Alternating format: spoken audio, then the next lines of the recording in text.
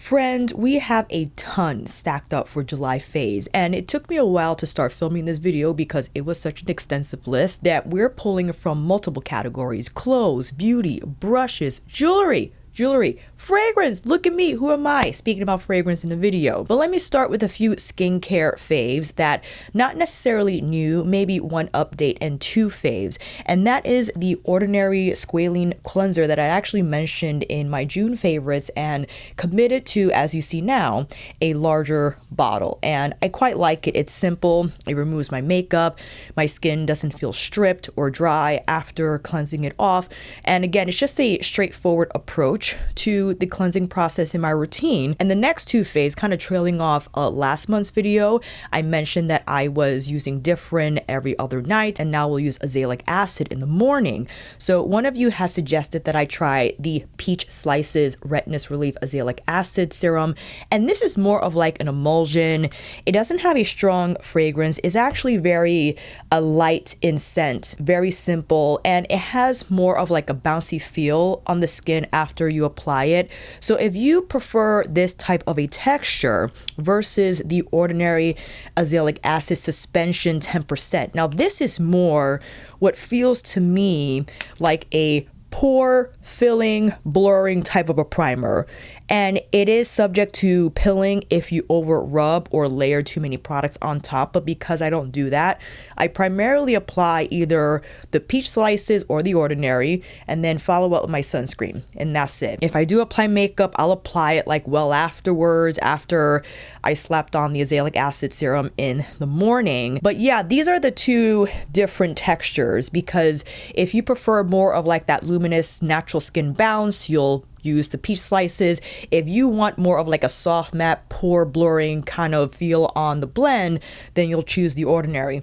I like both. I have both and I use them interchangeably, but I have seen a difference in the lightening of my pigmentation, the overall evening of tone, so I am quite happy with my current routine and will continue to use all three products for the rest of the season. Now, you heard me mention fragrance. I just want to lay down the context because I'm not a fragrance expert, because for a long time I've been perfume averse because of my allergies and just my low tolerance for strong smelling things. But I've always wanted to wear perfume because I think it's lovely just to have these different scents and to see how they work with your body chemistry and have like an entirely different scent than how it is in the actual bottle.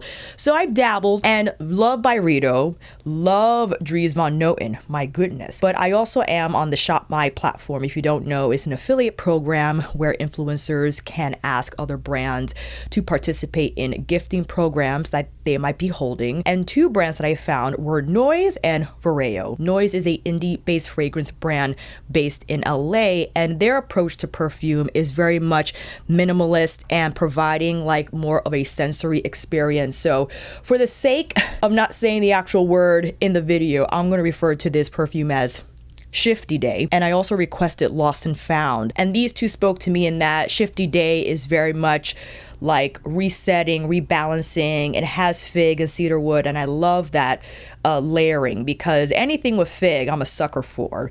And Lost and Found is more like clarifying, is cleansing. And this for me, because of the sugar base, the sweetness I think is turned up a little too much for me personally, and if it wasn't there, I think I would like it more, because this teeters more like it smells a little artificial once it wears, I think because of that stronger sweet base, and kind of leans into like body spray territory. So out of the two, I prefer Shifty Day. And the brand's objective is to not just fit these perfumes in typical categories like floral and wood, but more so to give you that experience.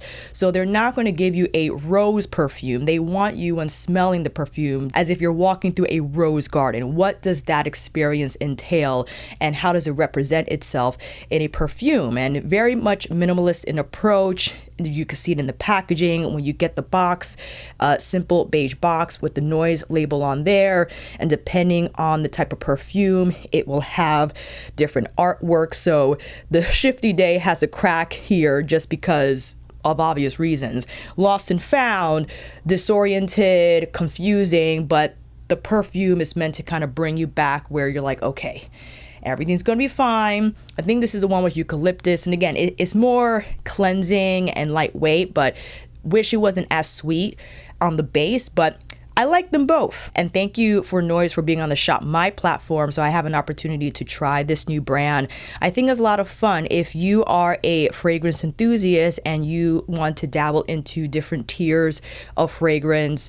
The more affordable, the more what I would consider NOYZ to be a premium, and then of course you have the prestige types of fragrances that I'm not well versed in at all. I guess you could consider Vyrao to be more prestige because I think a standard bottle is like $250, and then they're more like perfume, like the absolute perfumes are in the 3s or the 4s. So there you go. The other brand that I tried is Vyrao. Now this is a UK-based brand founded by Yasmin Sewell, who actually has a background in fashion and wellness, and wanted to create a perfume brand that merges scent with energetic healing. And she actually has an in-house healer by the name of Louise Mita, who infuses the crystals that you find in each of the large bottles with some type of energy depending on the scent. So I chose Magnetic 70, which is grounding, healing. It has like a very mystique sensibility about it. It's kind of giving you like in a sauna,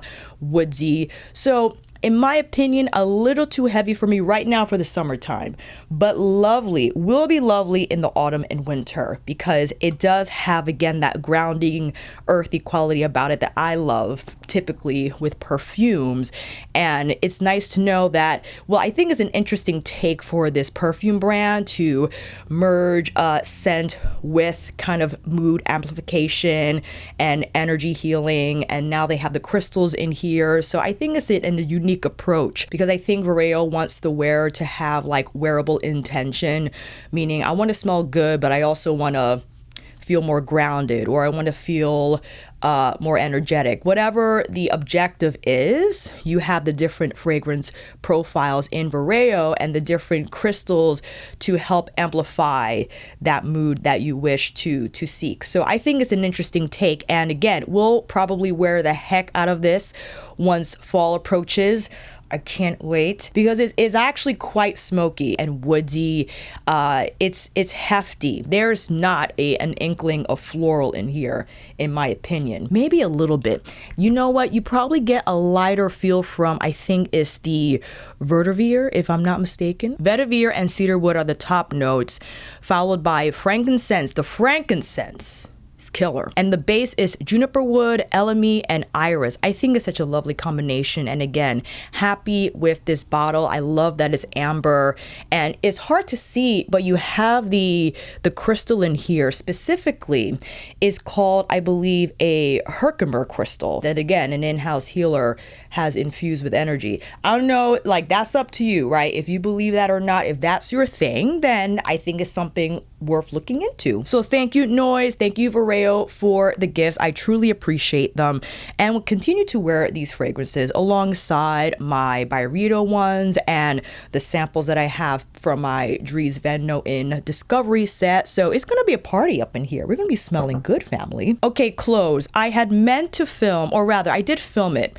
I just didn't edit it. I wanted to upload my recent outfit video for July, but I'm running a little late. My apologies. I just had to mention these standout pieces that really took my month by storm, and that is namely one of them from AG Jeans. You could actually see these in action in my recent outfit video that I uploaded, where I took a look at my different denim finds that I bought for July. And these are the Hattie jeans, which are a barrel leg cut, high-waisted barrel leg, but the way they look on me is almost like a wide leg, but with the curve around the thigh. And I've been wearing the heck out of these. I bought 3 pairs because they were on sale, and I wasn't ready for how well they would break in.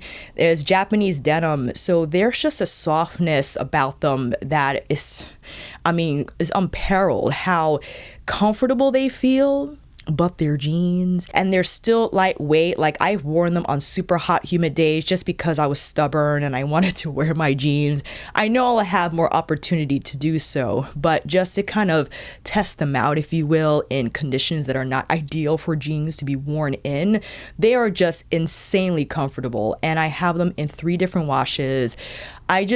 I can't even begin to tell you how many compliments I received from wearing these freaking jeans. I've really elevated the casual part of my wardrobe, and I'm so happy to report that, because this is something that I've always wanted to do, where I always wanted to feel comfortable but not look shaggy. Like I was trying to avoid the shaggy part of looking or feeling comfortable rather. And the AG jeans, my goodness, they have just taken my closet by storm, and I can't stop wearing them. I adore them, so you'll see them in action again in my upcoming outfit video.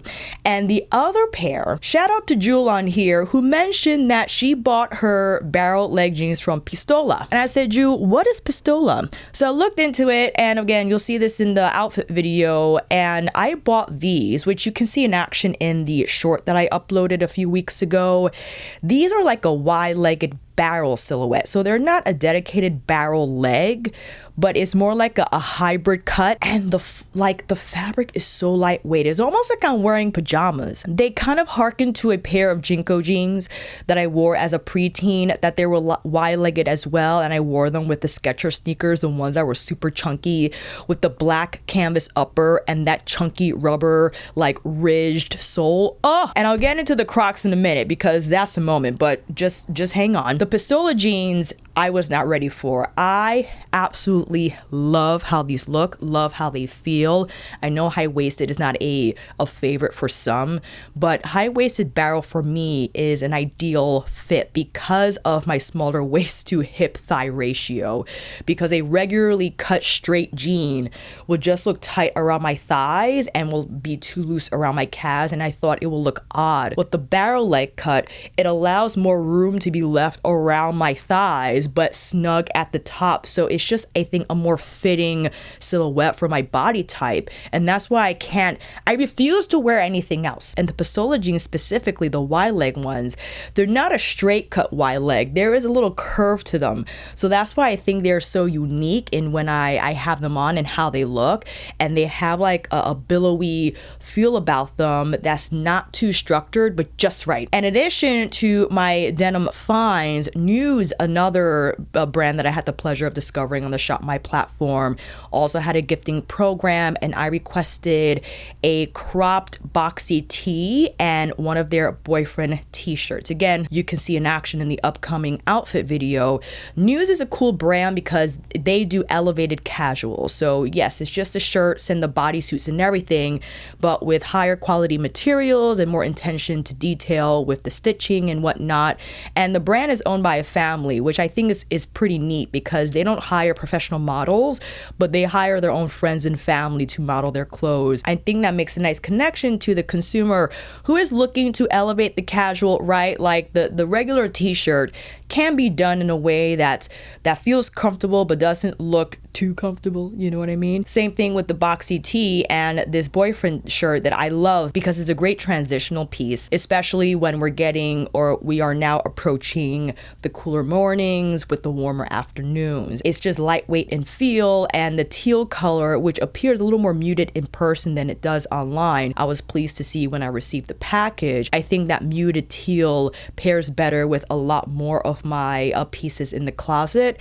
And with the boxy tee, is all cotton, feels soft, and just has a nice weighty feel about it that I think, you can't go wrong with a cropped boxy tee, because I like the slightly longer sleeve that, yes, not all the way down to the elbow, slightly above, but it has, like, again, that street style feel about it that I love to wear, because practically all of my jeans are high-waisted, so it's a good pairing. So thank you, Nuuds, for the PR, and I'm looking into purchasing more from them, because I think, again, if you're into elevated casual staples, then I think Nuuds is a brand that's worth looking into. Okay, jewelry, have you seen? So Kozakh was also on the Shop My platform, and I've always wanted to get into necklaces because I felt quite boring, and shame on me for doing so, because if I just like earrings, then that's just me and it's okay. But I've always liked the look of necklaces when I see them on other people and how they're layered, how the different types of detailing with the chain widths and types, right? I think it just adds really nice texture to the entire outfit. So when I saw Kozakh on the Shop My platform and how they had their gifting program, I said, you know what? Instead of me just getting earrings for the whole gamut, I think buying necklaces and seeing how they wear, how they feel, is something worth trying. And I'm happy that I chose the pieces that I did. You can see them more in action on the shorts that I uploaded a few weeks ago, where I requested the Robina necklace, which is like a chunky modular kind of choker piece, the violet necklace, which is this one here with the pearl pendant, and the Lajos necklace, which is the one with the pearl detailing here. I layered these pieces and was just pleased with how lightweight they feel, because these are gold plated, but Kozakh uses what they call PVD technology, which actually higher end brands use as well, but it ensures that the gold doesn't tarnish, that it withstands more conditions, that it's more durable. So I thought that was interesting. I had not known about it. Same thing with the earrings. These are the gold twist earrings that are a little heavy for me because I typically mostly wear my little gold hoops, which are lightweight. So compared to these, going into these is a little bit of a shift and is something I have to get used to, but I absolutely love how they look and how everything goes together. And I think especially with my elevated casual status, I think having these jewelry pieces adds a little bit of elegance and sophistication to the outfit, especially if I wear it with a tank like this with the low neckline. It's a nice addition, a nice detail to add. So I'm happy with these selects. And yes, while I know that there are other brands more expensive that are just all gold, and all gold would be able to withstand sweat and water a lot better than something that's gold plated, but I think it's a good entry point for someone mid-range jewelry, if you will, that doesn't want to spend a ton of money but just wants to try to add pieces to their collection that are durable, that I think good enough to wear every day, that adds a nice touch to the ensemble. So thank you, Kozakh, for having your gifting program again. And all that I mentioned from Shop My, I was not obligated to speak about in my video, nor was I obligated to film content with those pieces. I just like to provide information because I think is my responsibility as an influencer, if I choose to try something, to kind of relay my experience with the product to see if you express interest, to have a little more information about it.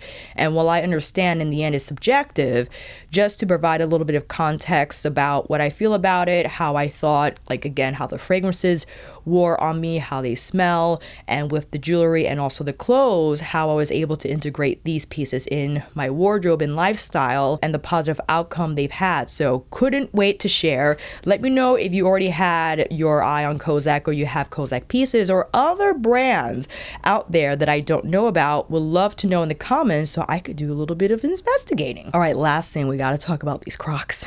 Let me get them. I gotta get the CROCS. I think they're called the Y Soho Sandal, and these released right when for the new Soho store opening for CROCS. And Bay said to never wear these in his presence, but I have, and I don't care. They might look ugly at first glance. Like if you pass by them on the display and you're like, ugh. But when you put these on, when you put them on, first of all, the comfort level is off the charts.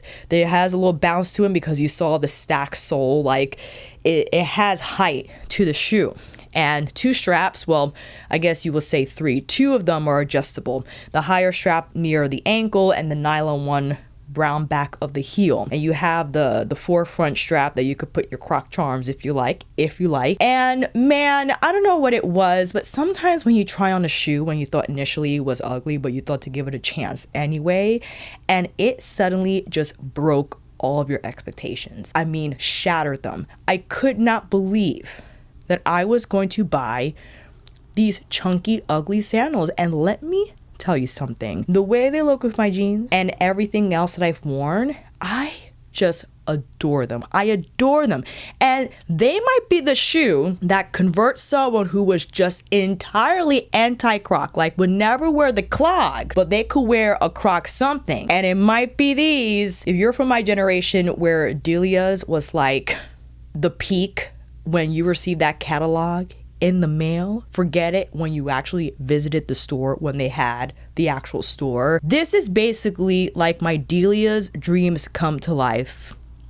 As a millennial, I was on cloud 9 when I wore my wide legs with my Croc sandals, because to have that chunky sandal with the wide leg was basically what I wore as a preteen. To now have that as an adult, it was just perfectly matched, made in heaven. So had to include these in the favorites. I know they're not for everyone, so this is not to say that you have to buy these or you suddenly now have to convert to being a Croc wearer. But if you saw them and you're like, those can't look good, they look good, they're fun to wear, they're a conversation starter. And yeah, I am happy to have them and cannot stop bragging about them. Brushes, I'm going to keep it short and sweet because I have a dedicated video covering these, but thank you to Bobo for sending these treasured magic wands. Chikuhodo collab from the Nebula collection CH-02, and from Koyudo, her collaboration with Master Yoshiki, the large and small 5-sided Kakishibu dyed face brushes. The Chikuhodo brush, the CH-02, is just, I mean, black and silver fox hair combination. The silkiness, the workhorse quality, that's the thing. This brush is just incredibly soft, but the way it picks up product evenly, substantially, and how it applies it on the skin, it's just god tier, and quickly made itself to be one of my top performing cheek brushes out of my entire Fude collection. I will go so far to say that it is sitting comfortably in my top 3. What the other 2 are, I do not know. I will have to make that decision, but it's in the top 3 list 100%. Just the size, the performance, the flow, the feel, everything about this brush is perfection, okay? And these Koyudo brushes, I was not prepared to actually use these for creams and liquids. You just have to be careful with how you handle the brushes, how you expose them to those products. Like, don't squirt foundation straight on this brush. I like to take it either from back of hand, from a palette, and this is incredible for having that light sweep of foundation on the skin that almost is applied in a tint-like fashion that you can control the coverage for. And for me, because I applied the Suqqu foundation today with the Koyudo brush, and it just felt sublime in applying the foundation that was lightweight but still provided ample coverage for my preference. And if I wanted a little more spot treating, I could go in with the smaller Koyudo brush, which I actually use to blend out my concealer with in a sweeping fashion, not in the pounce fashion that a lot of people like to use, especially if they apply a ton of concealer. But these brushes have just been phenomenal for those tasks. And some of you had asked if they were suitable for bronzer application. They are, although I think this a little dense, probably better suited for a bronzer color that needs more punch, more intensity, whereas I wouldn't use this with what's coming up in the beauty category for favorites, the Fara Homidi bronzer. I wouldn't use this with that color because it's intense from the get, so I would need something more lightweight and fluid like the CH-02. You might also experience a little bit of shedding because this brush is packed with bristles. And I don't mind the shedding because the outcome is just phenomenal. I forgive it. And after a few uses, the brush head will stabilize in releasing the bristles that don't need to be there, that don't want to be a part of the brush is fine. Once those are out, then less shedding will occur and you won't experience as much. But those have been phenomenal. And again, a huge thank you to Bobo for sending these. It is an honor and a privilege to receive these as gifts because, oh my gosh, the construction of these brushes is just outstanding. I can't put it into words. Now we have the beauty. Okay, I know it took us a while to get here, but that's why we have timestamps. Okay, you probably know that I'm gonna mention the Soshe Beauty over and over and over again.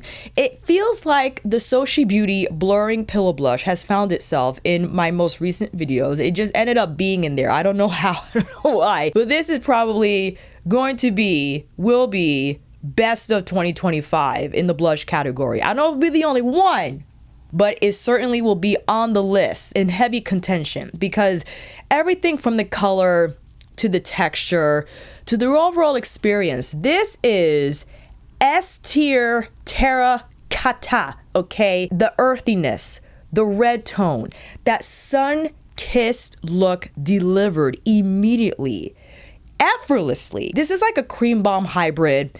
It's not wet, it's not dry. It has just a silky slurry texture that can be easily picked up with fingers, as you saw, with a brush. I've been primarily using it with my CH-02 or with my Sonergy mini buffer. Both work great, and other synthetic or hybrid or natural brushes can work with the Blurring Pillow Blush. Also comes in refills. Finally, I think Cradle Beauty actually stocked these on their site. I have Speakeasy on the radar, that mauve, so I could pop this pan out and switch it with Speakeasy and kind of go back and forth if I wanted. But my gosh, I know I can't shut up about this blush. It is phenomenal. If you are a terracotta fan like myself, if you like to collect these types of shades from different brands with different textures, I don't like saying this ever. I never would like to say you have to buy something. But if you're like me, if you are a terracotta enthusiast, yes, this has to be in your collection.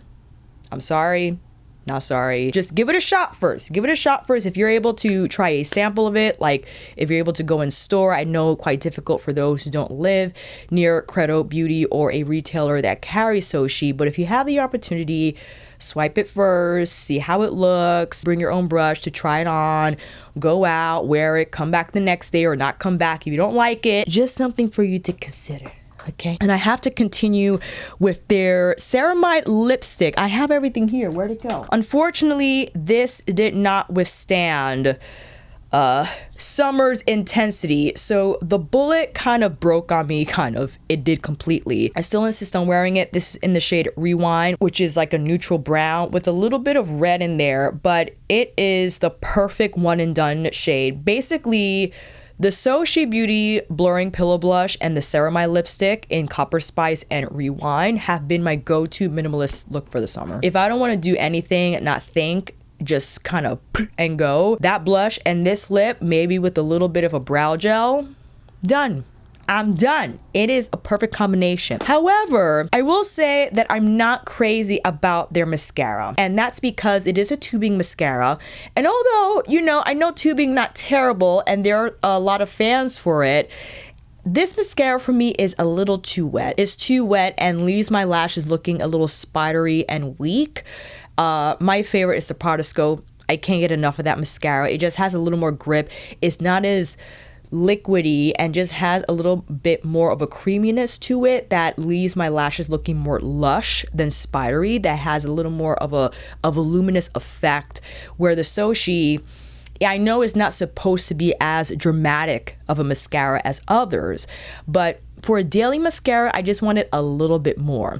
I will say, however, they are refillable. So if you take out the spoolie, you can take out this tube. And if you love this mascara and want to replace it, you don't have to buy the entire thing. You could just buy the refill inside, so that's a plus. But the mascara itself, unfortunately, will not be repurchasing. Viseart Paris Mattes. Didn't have to buy this, but kind of have to because I love Viseart. This is a restock, all mattes.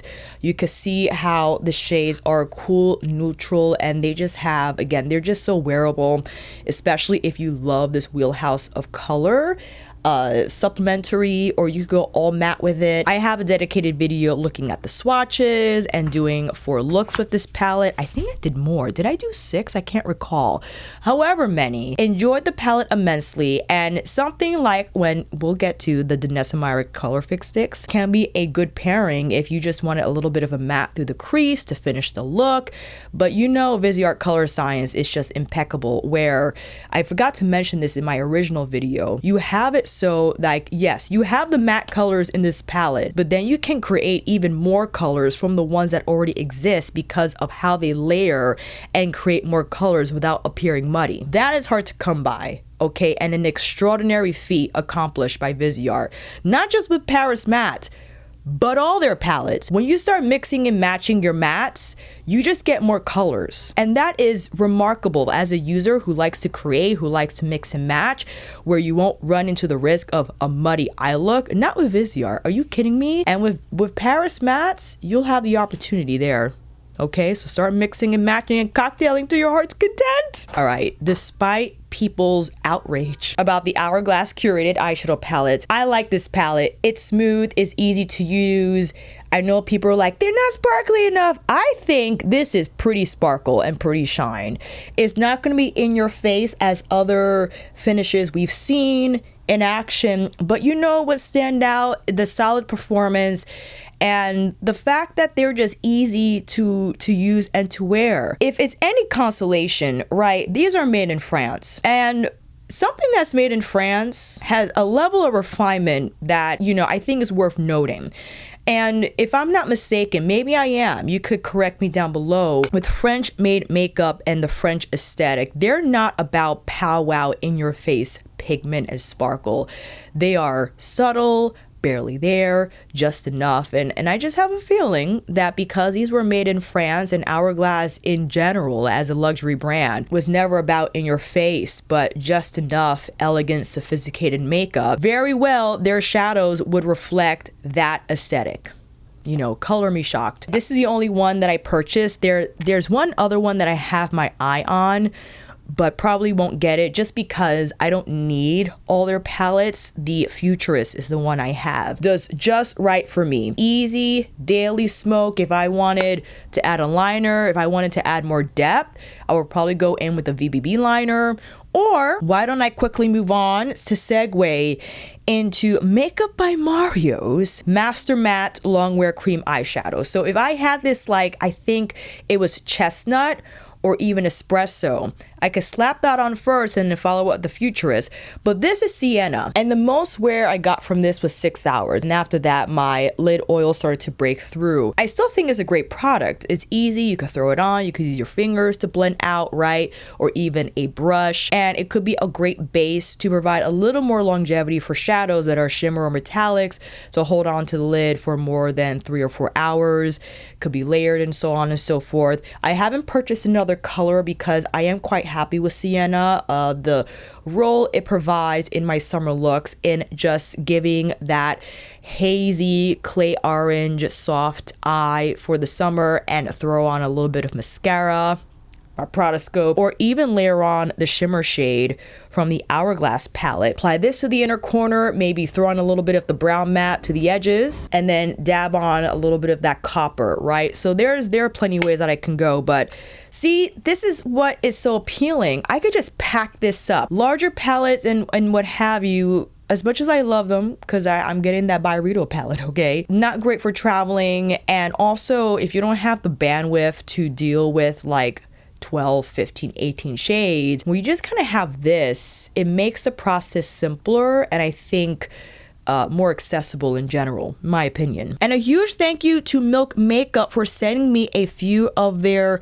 selects. I haven't worn that Milk Hydro Grip Set and Refresh Spray often, but this is supposed, I think, to be like glass skin, but it lasting longer than glass skin should, which I think nice, especially if you want a setting spray that's not going to leave you looking greasy or matte, but somewhere in between. The jelly tint, the cooling water jelly tint. If I were to quickly compare this to, yes, we're going to get to the VBB in a minute, but if I were to quickly compare it to the color wash, this sets quite quickly, so you don't have much time to blend, where I wouldn't tap it on both cheeks, blend one and then the other, because you risk that tap application looking splotchy when you try to blend it out. You will have to tap and blend one side, follow up, tap, blend with the other. And the jelly tint comes in a number of different shades, so that's something to consider. And I also have the Balmaid gloss in my fanny pack, because I think the Balmaid gloss is a nice lip treatment but shine enhancing product that feels cushiony and silky on the lip.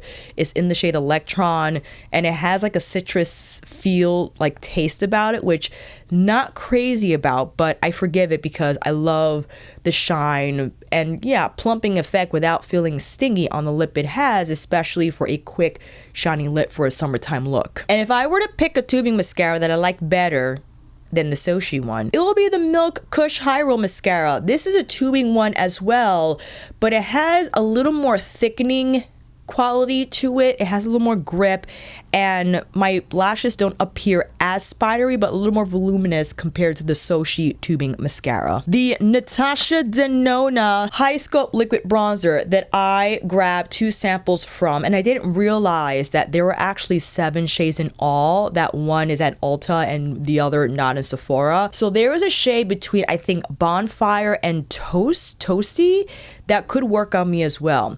I opted for Toasty because I wanted to recommend a color based on the samples I grabbed. If you were my skin tone, which one you should purchase, I thought Toasty was a better choice just because it delivered a little more color. In terms of the texture, it's creamy, it's easy to apply, it looks phenomenal on the skin. I just didn't commit to an entire bottle because I didn't know if I would use it as often as I should as we approach the autumn season, because it is already August, and with all the cheek products that I have acquired in July, there's just no space for the liquid Hy-Sculpt bronzer. It's a phenomenal product, but I'm happy that I just tried the sample first, kind of to evaluate its worth in my routine. It can play a role, like I could always carve out a role for this product, again, because I love how it performs. But given the amount of bronzers that I have already that are easier to apply, that's why I opted out from buying an actual bottle. And speaking about bronzer, someone had said that this is probably the last bronzer you will ever purchase. They are close. They are close. This is, as I mentioned when speaking about, I think, the brushes, the Fara Homidi Essential Bronzer Compact in Roma. A unique texture, like it's a slurry, just silky, powder, creamy hybrid. Look at that sheen. Look at the color. It is one of the most uniquely developed bronzer colors that I have ever seen and now own in my collection. I have it on now, if you haven't noticed. It's like a true chocolate with a little bit of red, just a little bit. It's in its slightest way, and I actually have a bronzer video if you want to take a look where I swatch new and old favorites, just going over the different undertones and the colors. I thought it was a lot of fun, and man, trying to describe different bronzers, that was interesting. But this easily has made it to one of my favorite bronzers, not only because of the color, but because of the texture. I think it is so unique. It has, again, just like this slurry hybrid pickup that applies like a velvet cream on the skin. And Roma, you've heard enough. Okay, lip liner also from Fara Homidi in Minky. This is like my lip color, but a little more rosy brown. It almost has like a rose clay look to it, and I wore this today with the Prada Hyper Matte lipstick. Let me get the right name because I always get this confused. In B13, I believe this is Argyle, if I'm not mistaken. Is subtle, just barely there, but just enough. And speaking about what else I have on my cheeks, okay, so I have the Fara Homidi, I have the Soshe, I have the color wash here around the nose and on the center of my face. But what's going on here? Well, I'm so happy you asked. I actually was going between the Charlotte Tilbury and the Dior Glow Maximizer. So let me start with the Glow Maximizer from Dior. I had the pleasure of visiting the Soho location, where it's like the only North America store that will receive the newer releases first, and will also have like exclusive items that only like the Paris store carries, something like that. Shout out to Karen. If you ever are in New York, let Karen know that I sent you and that I said hi. But I had to pick up the Glow Maximizers in Copper and Flame, because these colors right now, if I were to slap these on my cheeks, they will just find their way and enhance as they always do. You can see these in action in my other videos that I have demoing them. But what I applied today, I decided to go in with, also considered a favorite, is the Charlotte Tilbury Unreal Blush Stick in Pretty Glow. I was not ready for this lilac, and thank you, Jenny, who had the pleasure of meeting in person at the Charlotte Tilbury counter in Bloomingdale's. She approached me to say how she watches my YouTube and she loves my content. So I truly appreciated her approaching me and letting me know, and I was happy to meet her. We were talking about this product and she was like, have you tried Pretty Glow? I was like, no, I haven't, because I didn't expect this shade to do something, but oh my goodness. When she tapped this on the high cheekbones and the effect it gave, it was just like this ethereal fairy look, because this orchid doesn't have a lot of white in it. So it's actually quite versatile to wear and can be layered. And I thought, wouldn't it be interesting to pair this with the warmer shades? And it just worked itself out. I love applying this higher. You can get away with a lower application for sure, because this color is phenomenal. But guess what I did? I wanted to take this further. So after I applied Pretty Glow on the high cheekbones, I wanted to see, remember this color? The YSL Make Me Blush in 42 Baby Doll. When I first tried this color, I was like, uh-oh, I made a mistake. I thought, okay, wouldn't it be interesting to try this super light lilac shade? But to get away with this and not appearing chalky and whitish on someone like my skin tone is to lightly dust this on top of Pretty Glow. If you have this and want to use it but don't know how because the application on its own can be a little funny, combine these two. I'm telling you, do it right now. Do it right now. You will be so happy. Well, maybe happier than just applying this solo, because Pretty Glow gives Baby Doll a little more body in the color so it doesn't appear as whitish and chalkish solo, and then it has a little more dimension, and I think it's so pretty with this lilac going on paired with the warmer shades I have on the majority of my cheek area. My gosh, what a great combination. Oh my, had to include those in the favorites. Well, the Make Me Blush will be in every favorite that I ever make. It's going to be in the top 25 list for end of year. But this color, Pretty Glow, if you're my complexion and you didn't think it was going to work out, give it another shot. Not telling you to buy it though, just maybe if you're wondering about it, think about it. And a huge thank you to Suqqu for sending me their new mono eyeshadow single. So I have two shorts going over these products because I didn't want to dedicate an entire video since I didn't have the entire collection, right? Because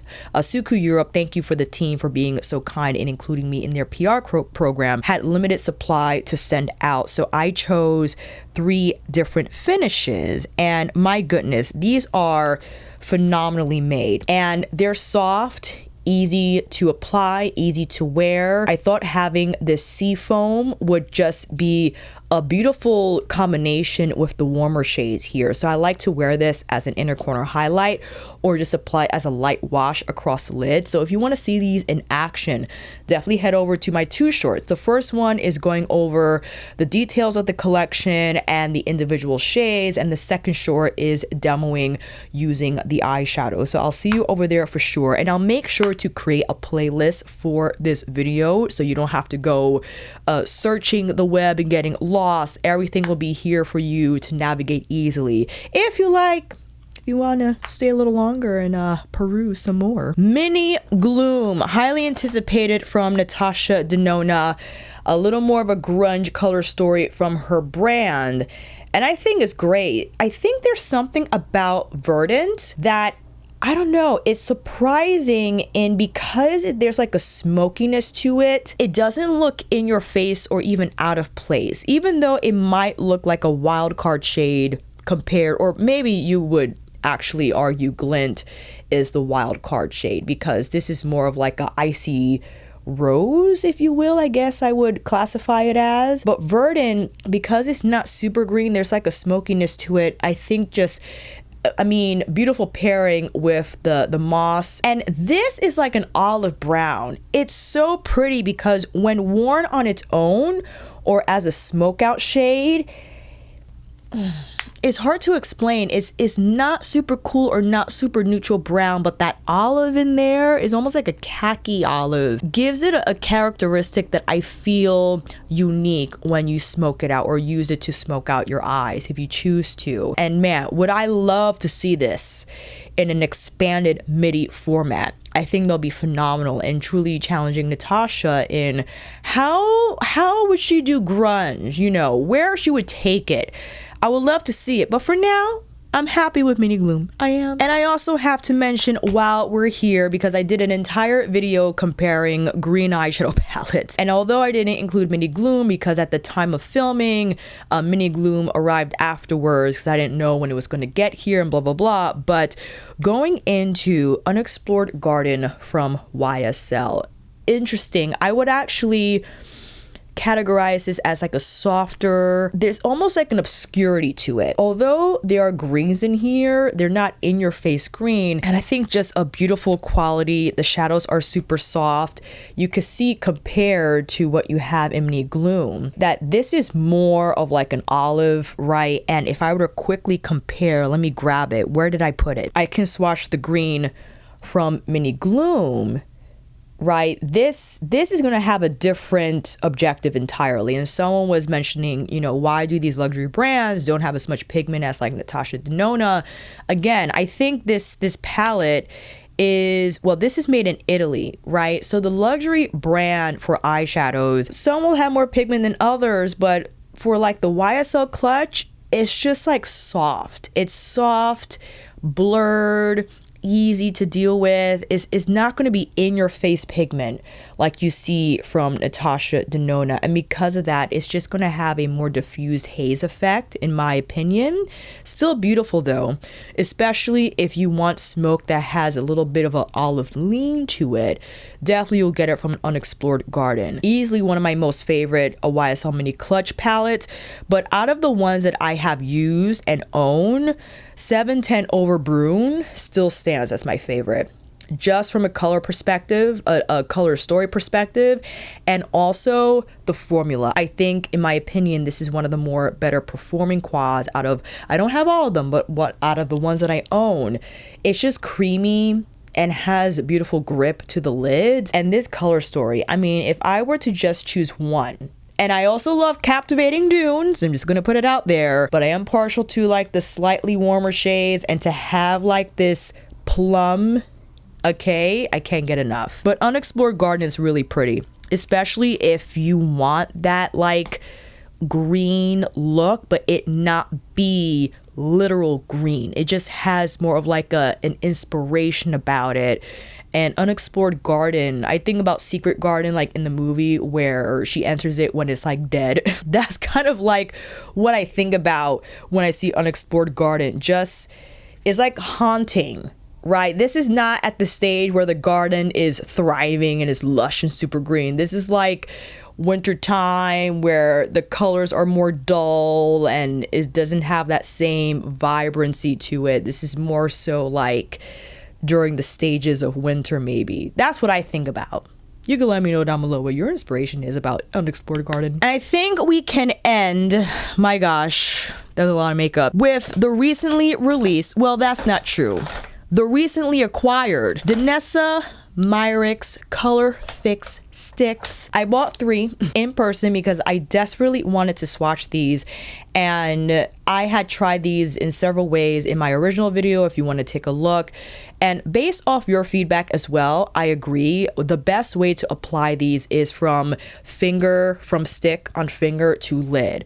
But I understand that might not be someone's preferred application type because they don't like applying makeup with their fingers. So the next best thing is to go directly from stick to lid and then lightly tap.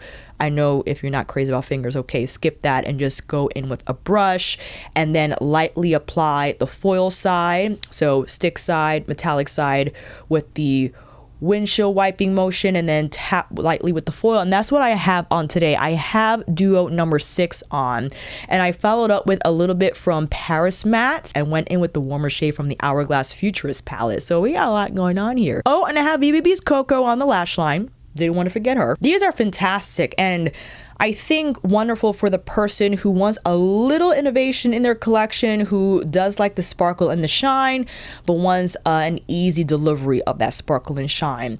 These are not going to be for you if you're not into those finishes, and that's okay, right? From what I have shown and presented, I think there's a wide variety of eyeshadow finishes that are suitable for many types of people.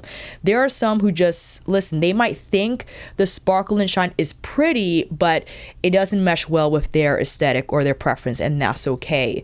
But if you do want that sparkle and shine delivered in an easy way, I think you should look into the Color Fix sticks. They're phenomenal in my opinion. And for Danessa to develop a way to apply the sparkly, high shine, metallic and foil finishes that's not too fussy, I think phenomenal. And again, I don't mind applying the shadow with my fingers because I don't have long nails, so I'm able to get away with that application. But I went over the different brush types that you can use with the Color Fix sticks in my original video if you want to take a look. But I think it comes down to experimenting on your own and seeing what works best for you. But happy to have finally purchased these and now to have them in my collection. I know Danessa on her site holds two exclusive shades, a lilac duo and the green duo, which I'm thinking, wouldn't the green duo look phenomenal with Unexplored Garden? Or even Mini Gloom. Oh my gosh, am I gonna get the green duo?